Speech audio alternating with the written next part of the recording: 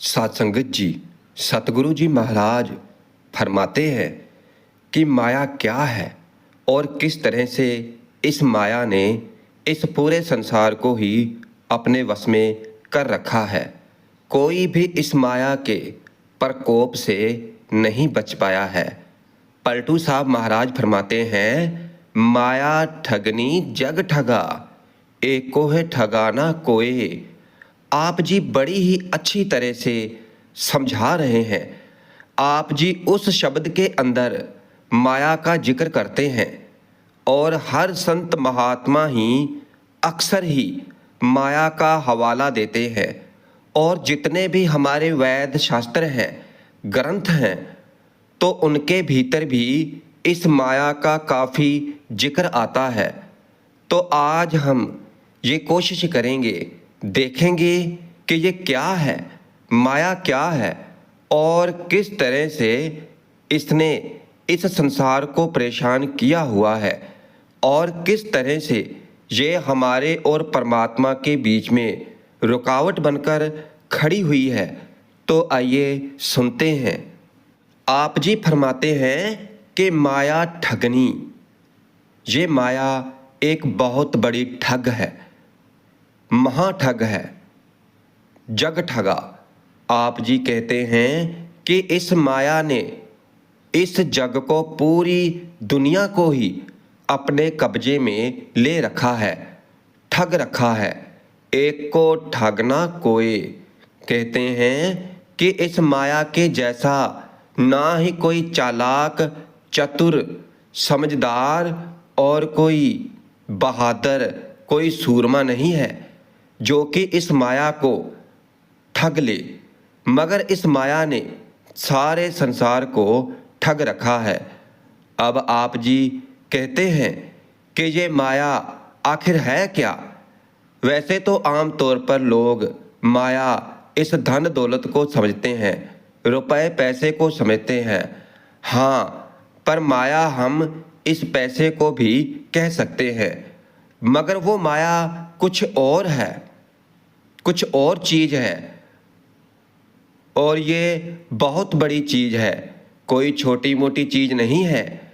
और ये माया संस्कृति का शब्द है, जिसका मतलब होता है कि कुछ भी नहीं, यानी कुछ है ही नहीं मगर दिखाई दे, तो उसको माया कहते हैं।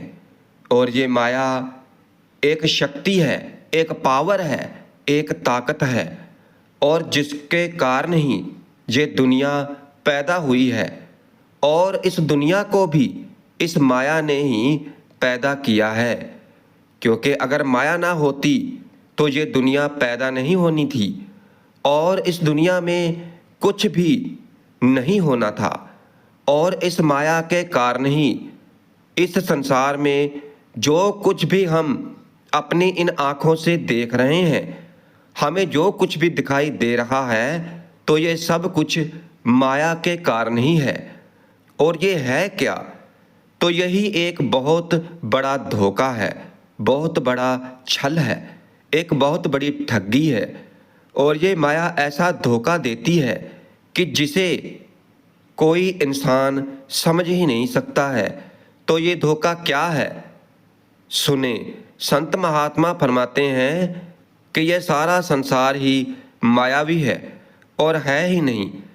अगर हमें दिखाई देता है, अब हम विचार करते हैं कि भाई ये तो ठीक नहीं है। सारा संसार तो जैसे ये बिल्डिंग है, ये इमारतें हैं, ये दरख्त है, ये फल फूल बूटे हैं, हम भोजन खाते भी हैं, हम पानी पीते भी हैं और हम अपना कारोबार भी करते हैं।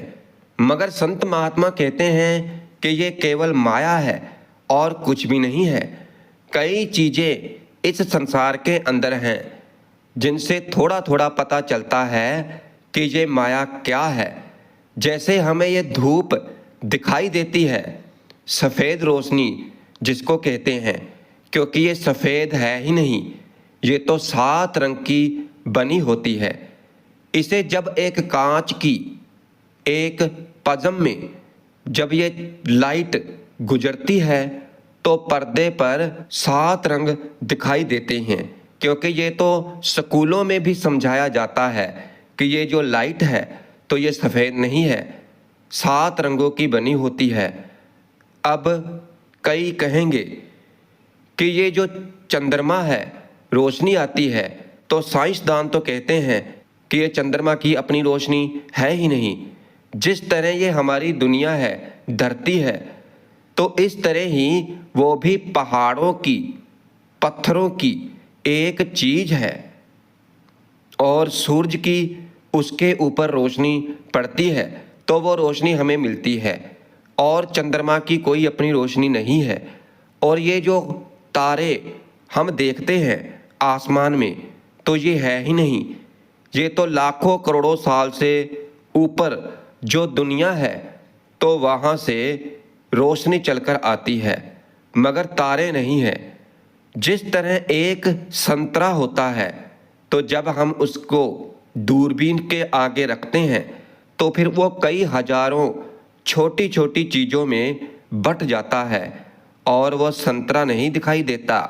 इसी तरह 2-3 चीज़ों की उदाहरण दी गई है कि ये सारा संसार, ये सारी दुनिया, ये सारी सृष्टि केवल और केवल मायावी है, यानी कि एक बहुत बड़ा धोखा है।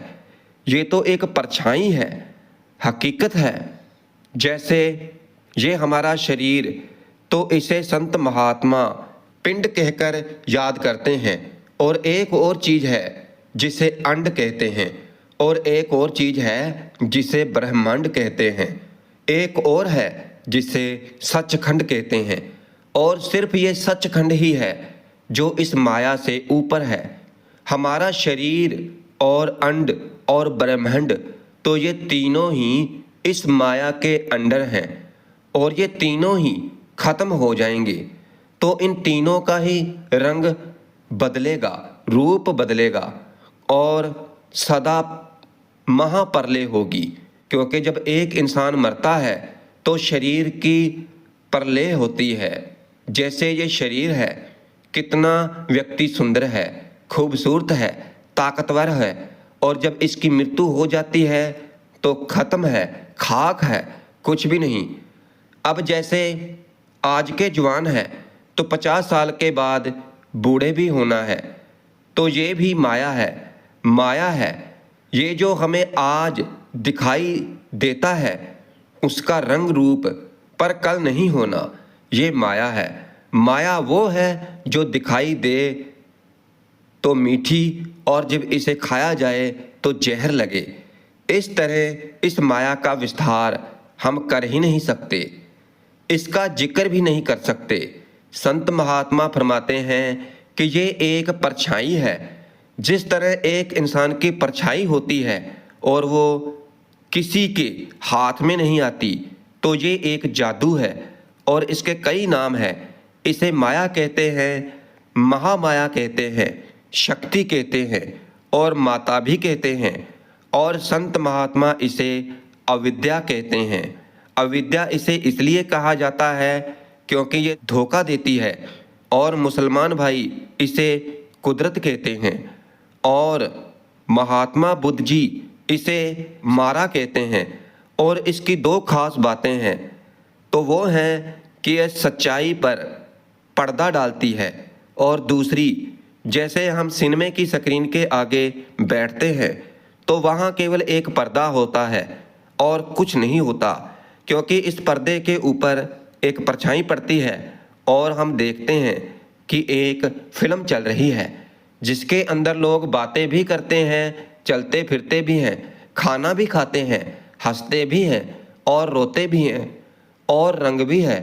हमें पता है ये एक एक्ट्रेस हैं और सैकड़ों ही लाइटें लगी हुई हैं, फिर ही ये फिल्म चलती है पर्दे के ऊपर। और फिर उस फिल्म में जो कुछ भी होता है तो हम रोते भी हैं और हंसते भी हैं, और हमें डर भी लगता है। जब किसी के साथ जुल्म होता है तो हमें उसके प्रति हमदर्दी भी होती है, और हम उसके हमदर्द बन जाते हैं। और देख लो कि हमें ये सब कुछ पता भी है कि ये कुछ भी नहीं है, ये तो पर्दे के ऊपर केवल एक परछाई है और बिल्कुल इसी तरह ही ये सारा संसार ही एक परछाई है। जिस तरह सिनेमे की परछाई है, चलती है, फिरती है, तो अब ये ताकत इंसान के कंठ में है। 16 पत्तियों का कमल है, उसके मध्य में उसका आसन है, उसका घर है। फिर सतगुरु कबीर जी फरमाते हैं, कोरस कमल कंठ ते मारी, तहमद वसे अवध्या बाई। वो अवध्या, वो माया, तो ये उस काल की पत्नी है, औरत है। इसलिए इसे काली भी कहते हैं और इसे भवानी भी कहते हैं। तो इसलिए इसे प्रकृति भी कहते हैं, क्योंकि इसके बिना ये संसार बन ही नहीं सकता और ना ही हम इस परमात्मा से जुदा हो सकते हैं, क्योंकि हमारे और उस परमात्मा के बीच में ये माया है। ये माया रुकावट बनकर खड़ी हुई है और इसकी ताकत 10वें द्वार तक जाती है। और अगर कोई संत महात्मा वहाँ जाए तो ये वहाँ पर भी थप्पड़ मार देती है, धोखा दे देती है। जब तक हम सचखंड नहीं पहुँच जाते तब तक इसकी मार पड़ सकती है। इस माया का निवास सोना यानी धन पदार्थ, प्रॉपर्टी और औरत, तो इनके अंदर इस माया का खास निवास है। और ये दो चीज़ें संसार में हैं और ये हर एक को अपनी तरफ खींचती हैं, क्योंकि माया इसके अंदर प्रबल है। आपके भीतर इस पत्थर की तरफ कोई खिंचाव नहीं है, पर अगर औरत के रूप में जैसा अगर पत्थर भी होगा तो आपकी तरफ खिंचाव होगा। और जीवित औरत का सवाल ही नहीं, क्योंकि उसके भीतर माया बहुत है। और धन एक ऐसी चीज है कि जिसके पीछे हम सभी हैरान हैं, परेशान हैं। जैसे फलाने फलाने के पास कितना धन है पर मेरे पास क्यों नहीं है। काया और कंचन, कामिनी और कंचन, इनके बीच संत महात्मा फरमाते हैं कि खास निवास है।